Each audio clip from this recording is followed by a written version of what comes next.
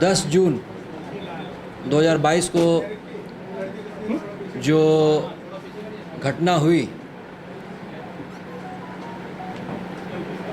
उसके बाद की सभी बातें आपको पता है। कुछ चीज़ों में लोगों के बीच में कुछ संशय और भ्रांति है, उसको दूर करने के लिए और कुछ सूचना देने के लिए ये प्रेस कॉन्फ्रेंस आहूत किया गया है।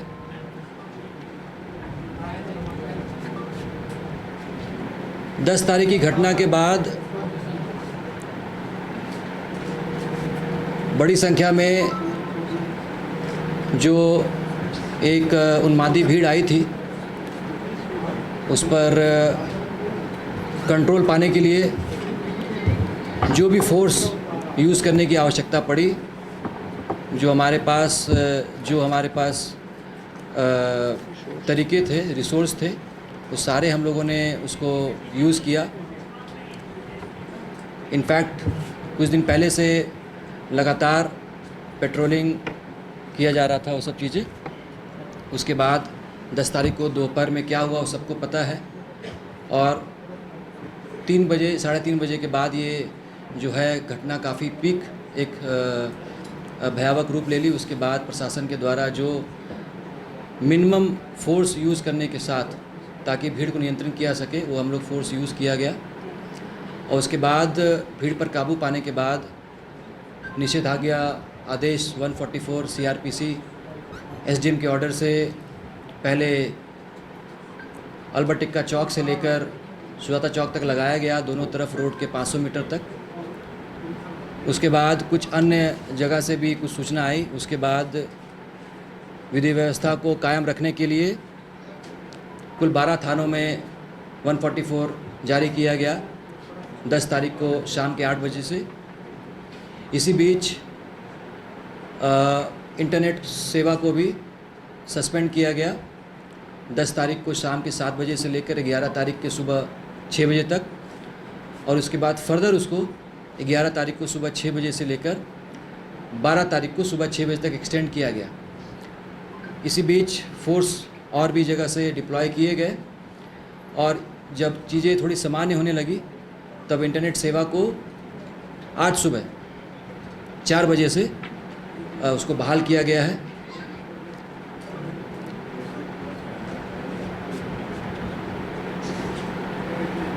इस पूरे प्रकरण में 2 लोगों की मृत्यु की सूचना प्राप्त हुई है, जिनको उनके परिजनों के उपस्थिति में शांतिपूर्ण तरीके से उनका जो सुपुर्दे खाक कार्यक्रम होता है, जो प्रक्रिया होती है, उसको किया गया है। अभी स्थिति नियंत्रण में है। लगातार जिला प्रशासन के द्वारा निगरानी रखी जा रही है। और कुछ थाने हैं जहां पर लोगों को संशय है कि लोगों को असुविधा हो रही है, तो मैं बताना चाहूँगा कि अभी SDM साहब ने एक ऑर्डर निर्गत किया है, जिसमें कोतवाली, लोअर बाज़ार, हिंद पीढ़ी, daily market, Chutia and Doranda, ये 6 थाने के क्षेत्र में अभी भी CRPC के धारा 144 के अंतर्गत निषेधाज्ञा आदेश लागू रहेगा। परंतु दोपहर के 1 बजे से लेकर 5 बजे तक आज इन 6 थानों के जो भी निवासी हैं वो घर से बाहर निकलकर अपने आवश्यक सामग्री को क्रय कर सकते हैं, दुकान पे जा सकते हैं। बट बशर्ते कि उस दुकान पर कभी भी किसी भी स्थिति में 4 से ज़्यादा लोग एकत्रित ना हो। अगर 5 या 5 से ज़्यादा लोग एकत्रित होंगे तो उसको अनलॉफुल असेंबली माना जाएगा। और इस 6 थाना के अलावा बाकी सभी थाना, चाहे वो शहरी हो चाहे ग्रामीण क्षेत्र में, किसी भी तरह का कोई 144 धारा लागू नहीं किया गया है। और मैं सभी रांची वासियों को धन्यवाद देता हूँ कि पिछले 1 दिन में जो इंटरनेट सेवा बहाल हुई, सस्पेंड किया गया और लोगों को असुविधा हुई, उसके बाद भी उन लोगों ने जिला प्रशासन को काफ़ी सहयोग दिया और शांति और अमन कायम किया। और हम उम्मीद करते हैं कि आने वाले समय में भी शांति और अमन और चैन ये रांची के पूरे ज़िले में कायम रहेगा। और अब मैं चाहूँगा कि SSP साहब जो हैं कुछ चीज़ें ब्रीफ करेंगे आपको। गत दिनों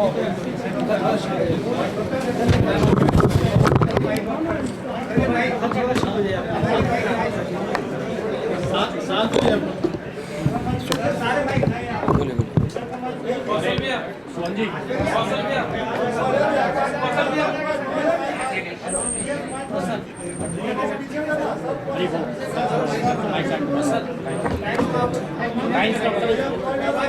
मैं इसके प्लीज मैं बोलूँ बोलिए बोलिए प्लीज आप लोग शांति बनाए रखें।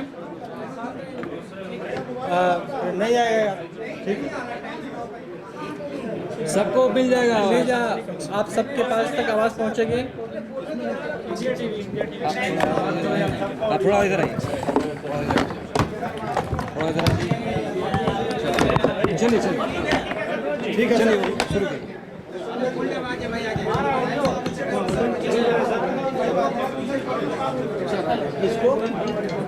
विगत 10 जून को रांची में कुछ असामाजिक और उपद्रवी तत्वों के द्वारा यहाँ की शांति व्यवस्था, आपसी समन्वय को खराब करने की कोशिश की गई थी। प्रोएक्टिव प्रशासन के माध्यम से जो हमारे पास अवेलेबल रिसोर्स और संसाधन थे, डिप्लॉयमेंट था, हम लोगों ने सर्टेन लेवल तक उन लोगों की मंशा को सफल नहीं होने दिया। उसके उपरांत शहर में एक क्योस था और स्थिति काफ़ी डरावनी सी प्रतीत हो रही थी। इस संदर्भ में जिला प्रशासन के स्तर से कुछ एहतियात कदम उठाए गए थे। इस संदर्भ में 144 लगाए गए हैं और इंटरनेट सेवाएं भी स्थगित की गई थी, जो कि आज सुबह से फिर प्रारंभ कर दी गई है। अभी आप लोग जो खुद जो स्थिति देख पा रहे होंगे शहर की, लगातार जो है स्थिति सामान्य सी होती प्रतीत हो रही है और इसी संदर्भ में जो है जो सेवाएं लोगों को मिलनी चाहिए थी, जो स्थगित हुई थी, उसको फिर से शुरू किया गया है और इसी परिप्रेक्ष्य में जो इंटरनेट सेवाएं ऑलरेडी प्रारंभ हो चुकी हैं। आज जिला प्रशासन के जो द्वारा ये निर्णय लिया गया कि जो आम लोगों की थोड़ी सी परेशानियां हो रही है उसको हम लोग कुछ हद तक सर्टेन लेवल तक कम करने की कोशिश करें। तो एक प्रॉपर मीटिंग के बाद हम लोगों ने कुछ पॉकेट में कुछ समय के लिए उन चीज़ों को थोड़ा सा रिलैक्स करने की प्रक्रिया आरंभ कर दी है। आप लोगों को बताना चाहूँगा कि जो स्थिति हुई थी उसके उपरांत ज़िले में अभी तक कुल मिला के 25 FIR रजिस्टर्ड हो चुके हैं। कुछ मीडिया के बंधु हमसे पूछ रहे थे कि कितने FIR हुए हैं, तो ज़िले में अभी 25 FIR प्रतिबंधित हुए हैं। कुल मिला के 22 लोग जो है नामजद हैं और जो हैं सैकड़ों अज्ञात पे केस हुआ है। इनफैक्ट इस पूरे मामले की जांच के लिए ऑलरेडी एक SIT फ्रेम किया गया है और वो SIT के साथ हमारा एनालिसिस विंग है, हमारा टेक्निकल विंग है। जो हमारे पास उपलब्ध साक्ष्य हैं, चाहे वो CCTV फुटेज का हो, चाहे वो ड्रोन कैमरा का हो, हमारा कंट्रोल रूम कैमरा की स्थिति हो, मीडिया बंधुओं से जो कुछ आए हैं हमारे पास वो हैं रिकॉर्ड, कुछ साइंटिफिक एविडेंस उठाए गए हैं, CID की तरफ से भी लगातार प्रयास किए जा रहे हैं। तो हम लोगों का काम इन्वेस्टिगेशन स्टार्ट हो गया है। सेम टाइम हम लोगों की सबसे प्राथमिकता थी जिले में अमन चाल दुरुस्त करने के लिए। इस परिप्रेक्ष्य में पुलिस मुख्यालय के द्वारा रांची जिले में 3500 के ऊपर फोर्स दिए गए हैं। इस फोर्स में हमारे रैपिड एक्शन फोर्स जो ट्रेंड होता है, उसके अलावा रैप और ATS, STF, जिला पुलिस के कर्मी और जो हमारे लोकल इनपुट्स के लोग होते हैं वो लोग शामिल हैं। संपूर्ण मामले की बहुत ही अच्छे तरीके से विश्लेषण और उस पर नज़र रखी जा रही है, जिसका मॉनिटरिंग रांची जिला से भी हो रहा है और अस्पताल ब्रांच के द्वारा भी की जा रही है। आप लोगों को मैं ये बताना चाहूँगा कि उस पूरी घटना में जो है अभी तक स्थिति के अनुरूप 38 पॉकेट्स को हम लोगों ने वल्नरेबल सेंसिटिव घोषित किया था, जहां पे लगातार दिन रात जो है फोर्स का डिप्लॉयमेंट है। कुछ पार्टिकुलर पॉकेट्स में आप लोगों ने रोड शो, फ्लैग मार्च भी देखा है, ताकि आम जनता का विश्वास प्रशासन पे बना रहे और कॉन्फिडेंस बिल्डिंग्स के तहत जो उपाय लिए जाते हैं वो हम लोग कर रहे हैं। इसके अलावा शहर में लगभग 50 से ऊपर मोटरसाइकिल के जो दस्ते हैं उसके द्वारा हर गली में, हर सेंसिटिव पॉकेट्स में, मिक्स पॉपुलेशन में पेट्रोलिंग की जा रही है। साथ ही लोगों से वार्ता भी की जा रही है कि आप सब इस शहर के वासिंदे हैं और आप लोगों ने रांची की बेमिसाल इतिहास को कायम रखा है, जो कि शांतिपूर्ण समन्वय कर रहा है। तो साथ ही हम लोग का अपना काम पुलिसिंग, पेट्रोलिंग है। साथ ही कॉन्फिडेंस बिल्डिंग के लिए अच्छे लोगों से, प्रबुद्ध लोगों से, सामाजिक कार्यकर्ताओं से, NGO से, पॉलिटिशियंस से और भी जो हमारे ब्यूरोक्रेट्स के लोग हैं, सिविल सोसाइटी के जो लोग हैं, उनसे लगातार चर्चा की जा रही है ताकि जितनी जल्दी हो सके अमन चैन यहाँ पे इस्टेब्लिश हो जाए। इसके अलावा हमारा जो है कंट्रोल सिस्टम के माध्यम से हम लोग उन सब पॉकेट में, जैसे मैंने कहा कि मोस्टली लोग यहाँ पे अमन चैन पसंद करने वाले हैं। और उस दिन की जो बातें थी, उस दिन भी जो यहाँ के प्रबुद्ध लोग थे, जो जानकार हैं, अच्छे संगठन हैं, किसी भी संगठन के द्वारा, किसी भी लोगों के द्वारा इस चीज़ का शायद जो मेरे पास इन्फॉर्मेशन है, जो हम लोगों ने बात किया था, उस संदर्भ में उन लोगों से परामर्श नहीं किया गया था या उनकी अनुमति नहीं ली गई थी। अच्छे लोग, प्रबुद्ध लोग थे, बोलते रहे थे कि ऐसा कोई भी चीज़ हम लोगों के स्तर से आदेशित नहीं किया गया है। तो वो कौन लोग हैं, वो कौन शरारती लोग हैं, वो कौन से असामाजिक लोग हैं, डायरेक्ट हैं कि इनडायरेक्ट हैं, परोक्ष हैं कि प्रत्यक्ष हैं, यहाँ हैं, वहाँ हैं, जहाँ हैं, तहाँ हैं, कहीं भी किसी स्वरूप में हैं। हमारा जो इन्वेस्टिगेशन विंग है, जो एनालिसिस विंग है, हम लोग साक्ष्य के आधार पर बात करेंगे और साक्ष्य के आधार पर हम लोग जो भी दोषी होंगे उस पर कठोर से कठोर कार्रवाई सुनिश्चित करेंगे। बट एक चीज़ मैं आप लोग माध्यम बताना चाहूँगा कि जो निर्दोष लोग हैं उस पर हम लोग कोई भी आँच भी नहीं आने देंगे।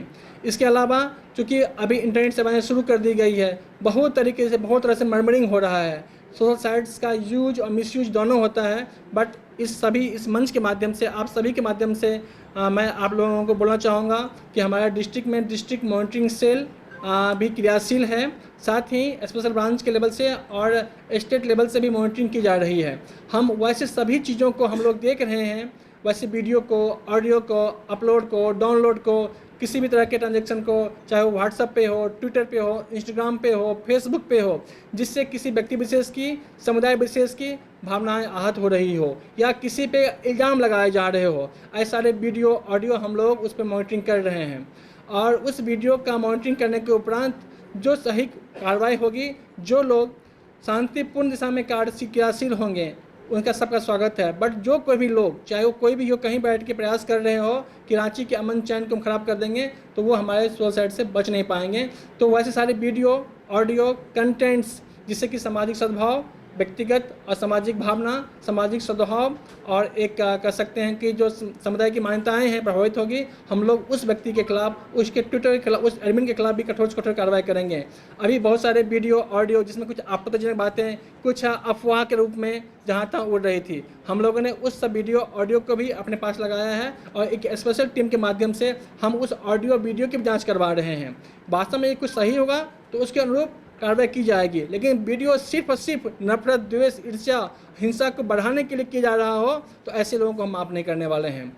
तो इस परिप्रेक्ष्य में अभी जो स्थिति है, जैसे कि ऑलरेडी साहब ब्रीफ कर चुके हैं आप लोगों को, हैं कि अभी लोगों की परेशानी को देखते हुए, जो लोगों की डिमांड है और जो शहर की स्थिति थोड़ी बेहतर हो रही है, इस संदर्भ में जो आप लोगों के लेवल से भी मॉनिटरिंग हो रहा है, जो बातें रिपोर्ट आ रही है, एक सर्टेन पॉकेट में सर्टेन टाइम के लिए एक रिलैक्सेशन दिया जा रहा है। सेम टाइम पे हमारे पुलिसिंग के सारे डायमेंशंस खुले हुए हैं, हमारा ट्रैकिंग सिस्टम जारी है, हमारा जो है मतलब एनालिसिस विंग का काम चल रहा है, इन्वेस्टिगेशन चल रहा है, एफआईआर की प्रक्रियाएं चल रही है। और हम लोग आप सभी के माध्यम समस्त रांची वासियों से अनुरोध करेंगे, अपील करेंगे, आपका शहर है, आप इसके वासिंदे हैं, किसी भी तरह के हिंसा से, नफरत से समाज में अमन चैन नहीं आ सकता है। आपसी सौहार्द, आपसी समन्वय, आपसी विश्वास और आपसी पारस्परिक भावनाओं का सम्मान करने से ही समाज बनता है। तो ये एक बगीचे की स्थिति है। यहाँ पे बात सबकी खूबसूरती तभी होती है जब हम सबकी खूबसूरती हो, और ये तभी है जब हम एक दूसरे का सम्मान करें। इसलिए मैं समझ जिलावासियों से कर रहा हूँ, स्थिति सामान्य है, नियंत्रित हो रही है। आप लोगों को पास्ट में कुछ दिखते हुए, इसके लिए मैं पर्सनली क्षमा प्रार्थी हूँ कि आपको इंटरनेट यूज का मौका नहीं मिला या कुछ समय के लिए आप घर से निकल नहीं पा रहे हैं, बट आपके सहयोग से ही संभव पा रहा है कि फिर से हम लोग ट्रैक पे आ रहे हैं। तो ज़िले में जो आप लोगों ने अमन चैन और शांति व्यवस्था बनाने में योगदान दिया है, इसके लिए जिला प्रशासन, हम सभी लोग आप सबके आभारी हैं। और फिर से आभार आप सबसे रिक्वेस्ट करूँगा कि थोड़ा सा सब दीजिए, सहायता कीजिए, हम लोग कोऑपरेट कीजिए। हम लोग बहुत ही अच्छे तरीके से इस पर क्रियाशील हैं, काम कर रहे हैं और हम लोग उम्मीद करेंगे बहुत जल्दी जिले में अमन चैन कायम हो जाएगा।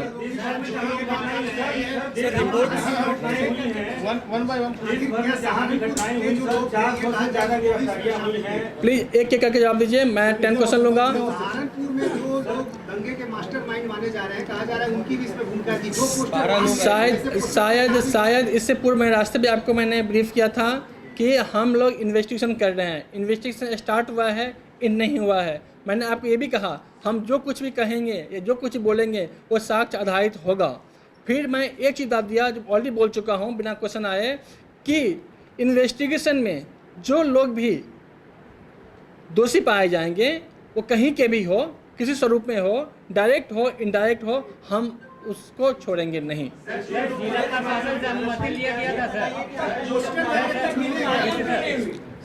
अब 5 तरह से 5 क्वेश्चन आ रहे हैं तो सर देश भर में जहाँ भी घटनाएं हुई हैं 400 से ज्यादा गिरफ्तारियां हुई हैं, मास्टरमाइंड की पहचान की गई है, उनके ऊपर कार्रवाई हो रही है, कई जगह बुलडोजर भी चलाए जा रहे हैं। 48 घंटे से ज्यादा का वक्त हो चुका है, रांची में एक भी गिरफ्तारी अब तक क्यों नहीं हुई है, पहचान क्यों नहीं हुई है? आप खुद पूछ रहे हैं कि कौन है, कहाँ है, यहाँ है, वहाँ है, जहाँ है, ये सवाल अभी तक सवाल क्यों है? इसलिए क्योंकि हर जो इंसिडेंट है अपने आप में यूनिक इंसिडेंट होता है और यूनिक इंसिडेंट के का जो एक अपना सबका कोर्स ऑफ एक्शन होता है, हम यहाँ के जो इंसिडेंट की कंपेयर किसी और जगह से तब तक नहीं कर सकते हैं जब तक कि हम यहाँ अपने चीज़ों को देख ना लें, एविडेंस कलेक्ट नहीं कर लें। क्योंकि मैं जो बोलूँगा एक रिस्पॉन्सिबल पर्सन के रूप में, एक रिस्पॉन्सिबल मीडिया के रूप में बोलूँगा तो मैं वही बोलूँगा जो मेरे पास फैक्ट होंगे। मैंने फिर से कहा है, यदि किसी और जगह पे यहाँ के अपने हालात थे, यहाँ पे डिफरेंट तरह के इशूज हुए थे, डिफरेंट तरह लॉन्डर हुए थे, यहाँ पे डिफरेंट तरह से इंजरी आए थे सारे ऑफिसर्स को। आपने देखा होगा यदि हम लोग इतने होते हैं तो डीसी ऑन द स्पॉट थे, डीआईजी ऑन द स्पॉट थे, एसएसपी, मैं खुद, हमारे सिटी एसपी, तमाम पदाधिकारी वहाँ स्पॉट पे थे। तो हमारे इंसिडेंट अलग थे और के इंसिडेंट से, हमारे हालात अलग थे, हमारी प्राथमिकताएं अलग हैं। बस इन्वेस्टिगेशन में जो मैं आप लोगों को बता चुका हूँ, जो निष्पक्ष इन्वेस्टिगेशन होगा, साक्ष्य आधारित होगा, वो निश्चित रूप से होगा। सीसीटीवी में स्पष्ट हो गया ना सर, सीसीटीवी में तस्वीरें साफ दिख रही हैं। सीसीटीवी में आप और तस्वीरें साफ डीसी दिख साहब रही हैं। दोनों ये बोल रहे हैं बार बार कि संसाधन जो था उसी के हिसाब से चीज़ों को जो है दुरुस्त किया गया। एक गोली चलाने की नौबत क्यों आन पड़ी और ये जो सीधे जो फायरिंग हुई कहाँ से अनुमति? देखिए बात समझ लीजिए, हम सब एक ट्रेंड फोर्स के पार्ट हैं, हम लोगों का प्रशासन के अंग हैं। हम सब लोगों को एक प्रॉपर ट्रेनिंग दी जाती है, कब कहाँ किस मोड पे क्या एक्शन लेना है, नहीं लेना है, ये हम लोगों का एक जो सिखाई होती है, जो हम लोग नॉर्म्स होती है, जो अंडरस्टैंडिंग है, जो परिस्थितियों का आकलन है, जो एक थर्ड पर्सन के रूप में नहीं की जाती है। ठीक है, तो इसका एनालिसिस इंटरप्रिटेशन यहाँ पे बैठ के हम नहीं कर सकते हैं। क्यों कैसी नौबत आ गई, जब इस पर आप समीक्षा करेंगे, आप भी बहुत अच्छे मीडिया में हैं, आपने भी बहुत सारे चीज़ देखे होंगे, समझे होंगे, जाने होंगे, और हम लोग का एक्शन कितना सही था, कितना लॉजिकल था, कितना जस्टिफाइड था, इस पर अब हम कुछ बोलना मेरा उचित नहीं होगा कि matter is being investigated now. But जो थे उस हालात में, जो हमारी ट्रेनिंग थी, जो हमारे अंडरस्टैंडिंग थी, जो हम लोग परिस्थितियों का आकलन कर पा रहे थे, जो एक कह सकते हैं use minimum force to maximum saving one. देखिए, इसमें जब भी कोई भीड़ को अनलॉफुल असेंबली डिक्लेयर किया जाता है तो एक एसओपी है, स्टैंडर्ड ऑपरेटिंग प्रोसेस होता है। स्टैंडर्ड ऑपरेटिंग प्रोसीजर के थ्रू जो वहाँ उपलब्ध मजिस्ट्रेट रहते हैं और पुलिस का आकलन के बाद जो भीड़ में जो उपद्रवी होते हैं, तो शांति व्यवस्था को काम करने के लिए एक एसओपी है, वो एसओपी को फॉलो किया जाता है। And firing, air firing is the last resort to control mob and neutralize the disturbance and public order को इस्टेब्लिश करने के लिए ये आवश्यक हुआ है। तो हम लोगों ने सारे एहतियात बरते, जो एसओपी में जो फॉलो किए जाते हैं प्रोसेस, उसको फॉलो किया। उसके बाद firing as a last resort हम लोगों को रिसोर्ट करना पड़ा। सर जो लोग मारे गए, कितने लोग मारे गए? No more action. Next question please. कितने लोग मारे गए हैं वो बताइए, उनका प्रोफाइल बताइए सर।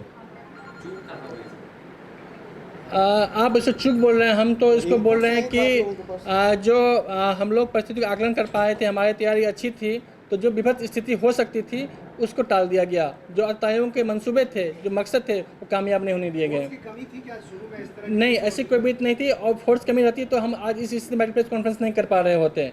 ये हमारी मुख्य व्यवस्थाएं थी, हम लोग अंडरस्टैंडिंग थी, एंटिसिपेशन था, इन्फॉर्मेशन था, उसके आधार पे हम लोगों ने तैयारी की थी। इसलिए हम लोगों ने आज जो हम बैठ के हम लोग बात कर रहे हैं, संभव पाया कि नहीं तो उपद्रवियों की मानसिकता जो मंसूबे थे सफल हो जाते हैं। बायोम डॉक्टर बनने का है सपना, मगर सही गाइडेंस की है कमी, तो आए बायोम। रांची में सिर्फ मेडिकल की तैयारी के लिए एक बेहतरीन संस्थान, नीट और एम्स की तैयारी के लिए सन 2001 से मेडिकल प्रिपरेशन के लिए सबका भरोसेमंद संस्थान बायोम, हीनू एवं नगरा टोली, रांची।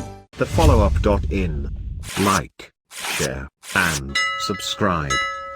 www.thefollowup.in